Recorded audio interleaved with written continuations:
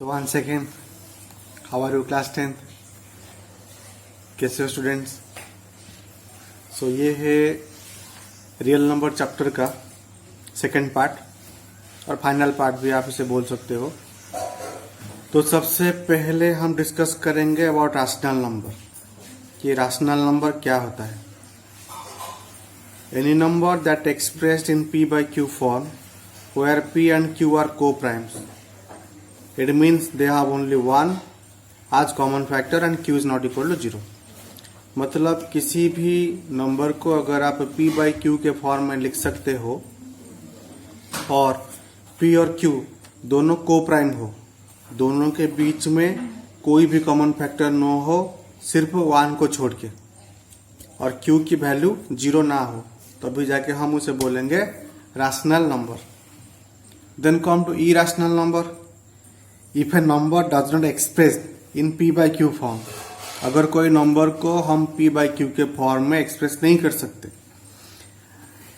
It's decimal expansion is always non terminating and non repeating.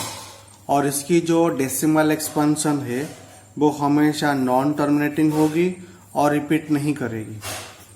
That is your irrational number. और इसके examples है √2, √3, √5, √7, पाई, ये कुछ उसके एग्जाम्पल्स हैं। देन ये सबसे इंपॉर्टेंट है, कुछ रैशनल और इरैशनल का सम हमेशा इरैशनल ही होगा। जैसे यहाँ पे मैंने लिया है एक रैशनल और एक इरैशनल लिया है और उसका सम 6 + √2, ये भी एक इरैशनल ही होगा। Difference of rational and irrational is always irrational. हालांकि यहाँ पे मैंने AL छोड़ दिया है, so this is irrational. Clear? So product of rational and irrational always irrational.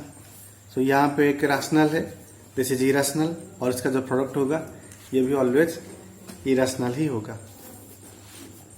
Rational को अगर आप डिवाइड करोगे इरैशनल के साथ तो भी आपको एक इरैशनल ही मिलेगा। जैसे रैशनल डिवाइडेड बाय इरैशनल, इसको रैशनलाइज अगर करूंगा अभी तो मुझे मिलेगा 4√3/3 and that is also irrational. तो यहाँ पे इसको थोड़ा ध्यान से समझिए।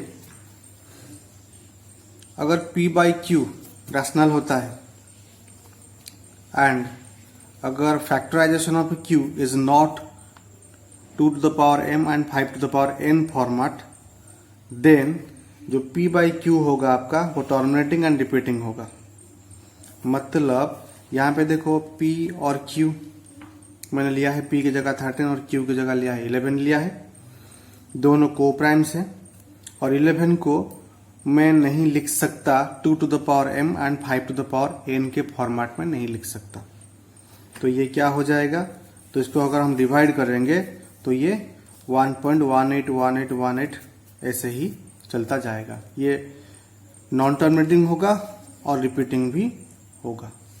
ठीक है? तो इसको थोड़ा सा और अच्छे से समझने की कोशिश करते हैं अगले पेज में।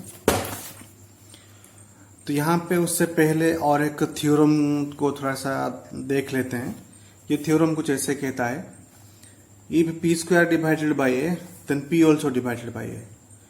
अगर p कोई भी, अगर p का स्क्वायर, p मान लीजिए एक इंटीजर है, अगर p की स्क्वायर a से डिवाइड होती है देन p भी a से डिवाइड होगी। तो मैंने यहाँ पे p की एक वैल्यू ली है 6, a की एक वैल्यू ली है 2, और p का जो स्क्वायर है, p को 6 लिया है तो p का स्क्वायर 36 हो जाएगा। तो p को मैंने a से डिवाइड किया तो मुझे 3 मिला, और p² को a से डिवाइड करूंगा तो मुझे 18 मिला। तो इसका मतलब अगर p a से डिवाइड होता है, p अगर a से डिवाइड होता है तो उसका जो स्क्वायर, p का जो स्क्वायर वो भी 2 से डिवाइड होगा। तो अभी देखेंगे टर्मिनेटिंग डेसिमल एक्सपेंशन।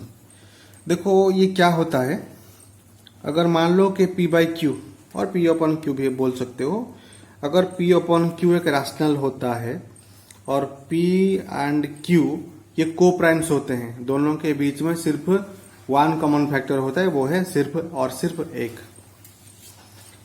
अगर आप q को 2m into 5n की फॉर्म में लिख सकते हो तब भी इसका जो डेसिमल एक्सपेंशन होगा टर्मिनेटिंग होगा। अगर ये फॉर्म में नहीं रहती तो ये डेसिमल एक्सपेंशन टर्मिनेटिंग नहीं होगा, वो नॉन टर्मिनेटिंग हो जाएगा। ठीक है, तो जैसे कि मैंने यहाँ पे एक एग्जांपल लिया है 13/125। तो मैंने 125 का प्राइम फैक्टरेशन किया तो मुझे मिला 5⁵ इंटू 2⁻0। ठीक है, 2 की कोई पावर नहीं थी इसलिए मैंने 2 की तो पावर 0 लिख दिया। सो 2 की पावर 0 का मतलब होता है 1। सो 125 में अगर मैं 1 को मल्टीप्लाई करूंगा तो मुझे कितना मिलेगा, 125 ही मिलेगा। ठीक है, तो यहाँ पे जो Q की वैल्यू थी उसे मैंने 2 की पावर और 5 की पावर के फॉर्म में लिख दिया। तो यही बोलता है, अगर किसी भी डिनोमिनेटर को आप इस फॉर्म में लिख सकते हो तो उसका डेसिमल एक्सपेंशन निकलेगा या फिर नहीं निकलेगा। तो मैंने ये जो 125 थी डिनोमिनेटर, मैंने अब इसको इसके फॉर्म में लिख दिया है। ये रहा 2 की पावर और 5 की पावर में मैंने लिख दिया है, तो इसका डेसिमल एक्सपेंशन निकल सकता है। तो चलो इसे सॉल्व करते हैं। तो यहाँ पे 5 की पावर 3 थी और 2 की पावर थी 0। तो जो 5 की पावर 3 थी मैंने अभी क्या किया उसके पास 2 की पावर 3 लिखी और ऊपर भी 2 की पावर 3 लिखी। तो इससे ये कट जाएगा तो मुझे सिर्फ 5 की पावर 3 ही मिलेगी। तो 5 की पावर 3 ही तो थी। तो यहाँ पे मैंने नीचे 2 की पावर 3 से इसे मल्टीप्लाई कर दिया और ऊपर भी 2 की पावर 3 से मल्टीप्लाई कर दिया। अगर यहाँ पे 5 की पावर 6 होती तो मैं 2 की पावर 6 नीचे मल्टीप्लाई करता और ऊपर भी 2 की पावर 6 मल्टीप्लाई करता। ठीक है, सो अब इससे क्या हुआ, 2 की पावर 3 का मतलब कितना होता है, 8 होता है। तो 2 की पावर 3 का मतलब होता है 8। और यहाँ पे दोनों बेसेस सेम है और बेसेस अलग हैं मगर पावर सेम है। अगर पावर सेम होगा तो दोनों बेसेस मल्टीप्लाई कर दिया जाएंगे। सो 5 इंटू 2 और इनकी पावर 3 हो जाएगी। सो ये 13 को 8 से मल्टीप्लाई करने से मुझे मिलेगा 104 और ये 10 की पावर 3 थी जो हो गया 1000। तो नीचे यहाँ पे 3 जीरोस थे तो 3 डिजिट लेफ्ट में जाके डेसिमल पॉइंट आ गए। तो इसका डेसिमल पॉइंट क्या रहा, टर्मिनेटिंग या नॉन टर्मिनेटिंग? टर्मिनेटिंग रहा। क्यों रहा? क्योंकि जो Q की वैल्यू थी, डिनोमिनेटर की वैल्यू थी, वो इस फॉर्म में रही। ये रही Q की वैल्यू और ये इस फॉर्म में 5 की पावर और 2 की पावर के फॉर्म में रही।